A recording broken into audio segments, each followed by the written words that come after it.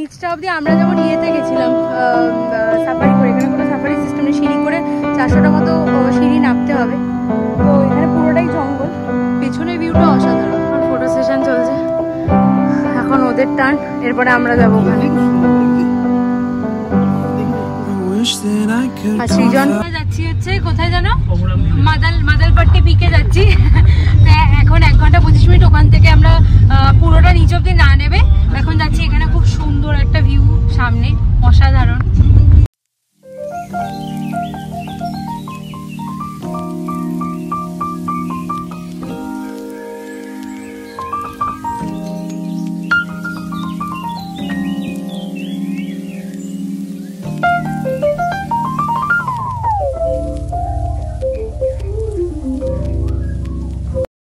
এমন পেছনে রাস্তা খারাপ, দেখো সাইডে এটা ভিউটা কত সুন্দর।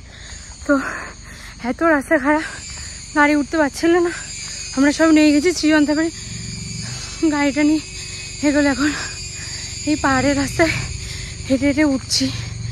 ও বিশাল ভয় লাগছে। ও গাড়িটা সাথে পুরো গন্ধ বেরোচ্ছে, পোড়া পোড়া।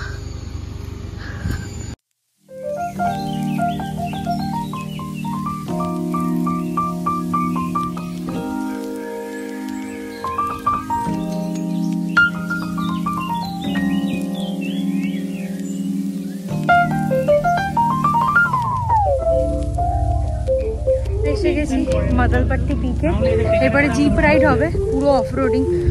এখানে আসতে আমাদের অবস্থা খারাপ হয়ে গেছে, এখানে কিছু খেয়ে নেবো, আগে খুব খিদে পেয়েছে, সকাল থেকে তো কিছুই খাইনি, একটু খেয়ে নেবো। ম্যাগি অর্ডার করা হয়েছে, সৃজন খাচ্ছে, আমরা বসে আছি চুপচাপ। ম্যাগিটাও এসে গেছে, আমরা দুজন ম্যাগি নিয়েছি, ওরা ব্রেড অমলেট নিয়েছে।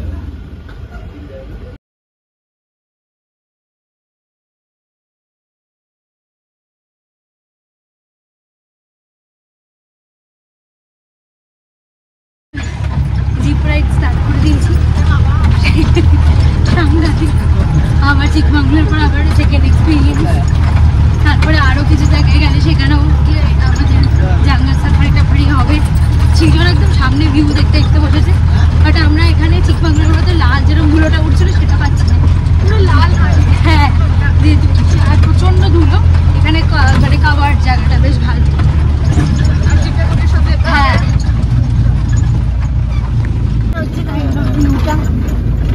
এরকম অফরোডিং পুরো। প্রচন্ড স্ট্রাগল করার পর পৌঁছেছি কোনো রকমে, ভিউটা অসাধারণ, বাট এখানে উঠতে দেবে না কোথাও।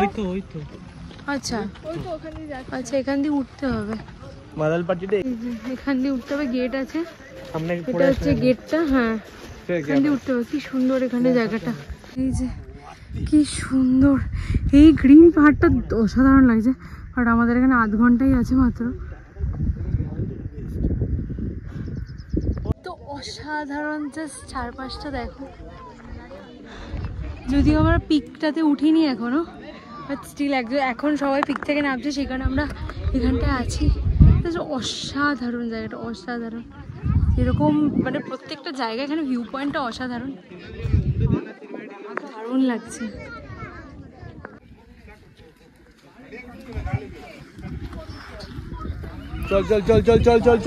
সমস্ত কিছু দেখা হয়ে গেছে, এখন আমরা অ্যাবে ফলসের দিকে যাচ্ছি।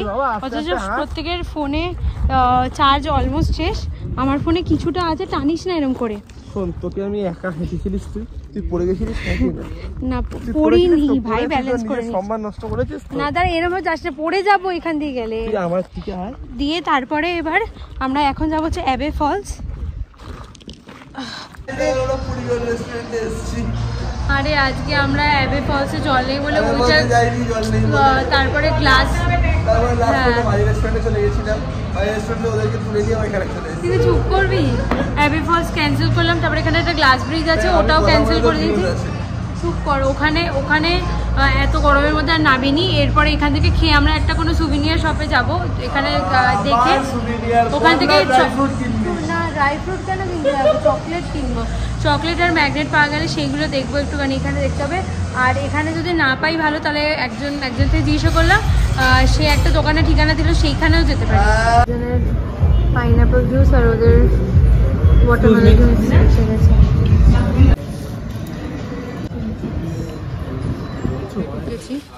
এখানে একটু দেখবো চকলেট টকলেট এখানে আছে।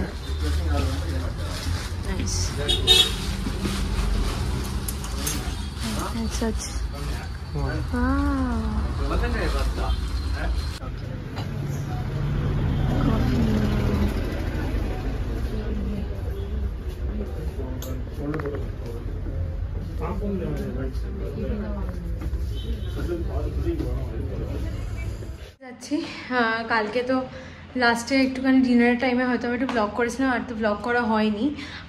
তো আমার আউটফিটটা আছে দেখাচ্ছি। এটা হচ্ছে আমার আউটফিট। প্ল্যান ক্যান্সেল হয়েছে, পরে আমি বাড়ি ফিরে সমস্ত কিছু বলবো। এখন তাড়াতাড়ি করে বাড়ি জাস্ট পৌঁছাতে চাইছি। এই অনেকে মাঝখানে একটু প্রবলেম হচ্ছে, সেগুলো সব বাড়ি গিয়ে আমি বলবো। আমি ফুল রেডি এখন, সব আমাদের রেডি হয়ে গেছে। আমাদের 12টার সময় চেক আউট ছিল, বাট 12:30 বেজে গেছে, একটু লেট হয়েছে। তো বাড়ি গিয়ে আমি সমস্ত ডিটেলসে বলছি। এর মাঝখানে একটুখানি খাওয়া দাওয়া করবো, এইটুকুই যায়।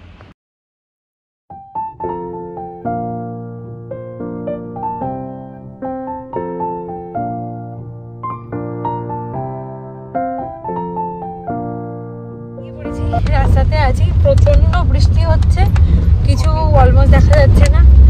বাড়ি আর আশা করছি তাড়াতাড়ি পৌঁছে যাবো, রাস্তাটা ফাঁকা থাকবে বৃষ্টির জন্য। একটা রেস্টুরেন্ট থেকে দাঁড়িয়েছি, খেতে এসেছি, এখন 2:30 বাজে। খিদাও পেয়ে গেছে আমাদের সবার।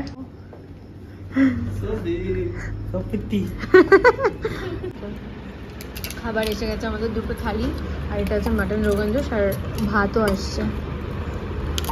খাওয়া দাওয়া সেরে এখন একটুখানি ফটো সেশন করছি। হাইওয়ের মধ্যে একটা জায়গা পেয়েছি, খুব সুন্দর জায়গাটা দেখাচ্ছি ব্যাক ক্যামেরা করে।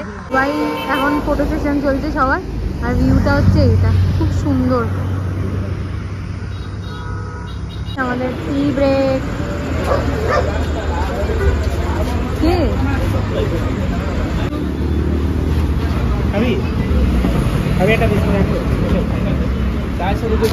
এসেছি, ফ্রেশ শেষ হয়ে গেছি। এখন বাজে, আমি 9:30টার সময় ঢুকেছি বাড়িতে, এখন বাজে 10টা মতো। তো আমি ফ্রেশ হয়ে রেডি হয়ে গেছি। তো ব্লগটা আমি এখানেই এন্ড করবো। আমি যতটা পেরেছি ক্যাপচার করেছি ভিডিওটা। খুব একটা ভালো করে হয়নি, কারণ কি আমি তোমাদেরকে বলেছিলাম যে কী ঘটনা ঘটেছে।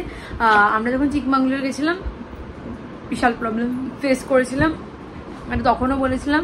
তো এই জুম কার থেকে গাড়ি নেওয়ার ফলে কি হয়, তো বিভিন্ন ধরনের প্রবলেম ফেস করতে হয়। তা আগের বারও প্রবলেম ফেস করেছিলাম। এবার যেটা হয়েছে সেটা হচ্ছে যে ব্যাটারিটা যে গাড়ি দিয়েছিল, গাড়ির ওনার ব্যাটারি চেঞ্জ করেনি। তো আমাদের হঠাৎ করে মাঝ রাস্তায়, মানে সেটা লাকিলি খুব ভালো ছিল যে আমাদের হোটেলে 1 কিলোমিটার আগে বন্ধ হয়েছিল গাড়িটা। আমরা একটা স্লোপিং রাস্তা দিয়ে এরকম করে যেতে গেছি, তখন গাড়ি স্টার্ট বন্ধ হয়ে যায় এবং সেটা বন্ধ হয়ে যায়, এবং গাড়িটা পেছন থেকে গড়িয়ে যাচ্ছিল। পেছনে 1-2টো গাড়ি ছিল, তো কোনো রকমে মানে গাড়িটাকে সামনে আটকে রেখে পেছনে কিছু লোক এসে ধরেছিল, এরকমভাবে আটকে রাখা হয়েছিল। তারপরে ওখানে সাথে সাথে রাস্তা পুরো একদম রাস্তার মুখে রাস্তা জ্যাম হয়ে যাচ্ছিলো বলে ওখানে লোকাল লোকেরা মেকানিক ডেকে দিয়েছিল। মেকানিক এসে জাম্প স্টার্ট করিয়েছে গাড়িটা। তারপরে সেটা স্টার্ট করে রাখার পর আমরা ওই 1 কিলোমিটার চালিয়ে হোটেলে আসি, এবং হোটেলে আসার পর গাড়িটা যথারীতি গাড়িটা বন্ধ করার সাথে সাথে গাড়িটা বন্ধ হয়ে যায়। তারপরে পরে মানে জুম কারের সাথে মানে কন্টিনিউয়াসলি কথা বলা হয়, মেল করা হয়, এটা করা হয়, সেটা করা হয়। মানে প্রথম দিকে তো কোনোরকম কোনো রেসপন্স ছিল না। তারপরে অনেক মানে কন্টিনিউয়াসলি মানে এইভাবে মেল করার পরে, তারপরে কথা বলার পরে সলিউশন এটা হয়েছে যে আমরা আমাদের টাকা দিয়ে ব্যাটারি চেঞ্জ করিয়েছি। ওখানে কুর্গ থেকে লোকাল কিছু লোকের থেকে নাম্বার নিয়ে মেকানিকের কোথায় কি, তো ব্যাটারি আমাদের টাকায় চেঞ্জ করানো হয়েছে। এবং জুমকার বলেছে পরে সেটা রিফান্ড করে দেবে, এখনো সেটা তো ডেফিনেটলি পাইনি। তো আপাতত আমাদের টাকাই গেছে, এবং ওনার 8 বছর ব্যাটারি চেঞ্জ করেনি। তো আমরা মানে আরও কিছু মানে হতে পারতো, মানে এমন একটা জায়গায় বন্ধ হয়েছে, সেটাও খানিকটা রিস্কি ছিল। তো এই প্রবলেমগুলো মানে আমি দেখেছি যে জুম কারে প্রচণ্ড বেশি হয়। এই নিয়ে আমার সাথে 3বার খারাপ মানে এরকম একটা মানে অড সিচুয়েশন, জঘন্য সিচুয়েশন হয়েছে। আগেরবার চিকমাঙ্গলুরে আমাদেরকে 8,000 টাকা এক্সট্রা দিতে হয়েছে, যেটার কোনো রিফান্ড আমরা পাইনি। আর এবার বলেছে রিফান্ড করবে। আগেরবার তো জুমকার কোনো ফোনই ধরেনি, আর আমরা এমন একটা সিচুয়েশন ছিলাম যে তখন নতুন করে আর কিছু করতে পারতাম না। তো আমাদেরকে ওনাকে সেই গাড়ির ওনাকে 8,000 টাকা দিতে হয়েছিল। এখানে যেহেতু আমরা ডাইরেক্টলি জুমকারকে আগে অ্যাপ্রোচ করেছি, যে জুমকারের সাথে কথা বলেছি যে ওনার এরকম একটা গাড়ি দিয়েছে যেটা আমাদের রাস্তার মাঝখানে বন্ধ হয়ে গেছে। তো এই প্রবলেমগুলো ঝুমকারে মানে আমার বক্তব্য অনুযায়ী ঝুমকার আমি যতবার নিয়েছি আমার লাক খারাপ ছিল, ঝুমকার আমার শ্যুট করে না, কিছু একটা হবে, মানে আমি 3বার এরকম কিছু ফেস করেছি, মানে আমি আর সৃজন। তো আমি একদম ডিসাইড করে নিয়েছি যে আর কোনোদিনও ঝুমকার না হবে না। তো এই প্রবলেমটা হয়েছে। তো আজকে আমাদের সকালবেলা যেখানে ঘোরা ছিল সেটাও ডেফিনেটলি ক্যান্সেল হয়ে গেছে। পুরো মানে কালকের এন্ড মোমেন্টে এসে এটা হয়েছে, পুরো দিনটাই খারাপ হয়ে গেছে। তো সেই জন্য আমার আর মানে আর কিছু ভালোও লাগছিল না। তো তোমাদেরকে লাস্ট যেটা দেখিয়ে শেষ করবো সেটা আমি যে কী কিনেছি ওখান থেকে, কারণ পরে আমি আর দেখাতে পারবো না। তো এখন সামনে এগুলো নিয়ে বসেছি, আমি ঝটপট দেখিয়ে দিই। নিয়েছি এটা হচ্ছে একটা স্ট্রবেরি চকলেট নিয়েছি, এটা হচ্ছে mango pure mango pulp chocolate, আর কিছু ম্যাগনেটস নিয়েছি। এই একটা ম্যাগনেট নিয়েছি, এই একটা ম্যাগনেট নিয়েছি, এরকম বাবারে এরকম 4টে ম্যাগনেট নিয়েছি, মানে সবার জন্য নিয়েছি, আমার জন্য, আমার বাড়ির জন্য, তারপরে সৃজনের বাড়ির জন্য। এটা হচ্ছে সৃজন নিয়েছে কাকুর জন্য, মানে সৃজনের বাবার জন্য একটা অ্যাশট্রে কাঠের। আর এইটা পারফিউম নিয়েছে ওর নিজের জন্য, ওখানকার লোকাল কিছু পারফিউম। আর নিয়েছি আমার বাড়ি এইখানে মানে ব্যাঙ্গালোরের জন্য, আমার আর সৃজনের জন্য এরকম কিছু কাঠের কুল্লার আমার বাড়ির জন্য নিয়েছি। আর সৃজন এখানে কিছু ছোট ছোট আতর নিয়েছে, আর সৃজনের বাড়ির জন্য এরকম কুল্লার নিয়েছি। এইগুলোই জাস্ট আমরা কিনেছি, বাট এগুলোর মানে যত না দাম হয় তার থেকে প্রচুর বেশি বাড়িয়ে নেয়, বাট লোকজন স্বাভাবিকভাবে কেনে যেহেতু একটা জায়গায় গেছে। তো এইগুলো আমি আমার ফ্রিজে লাগিয়ে দেবো। এটা আমার বাড়ির জন্য, এটা সৃজনের বাড়ির জন্য। এই হচ্ছে কেনা হয়েছে।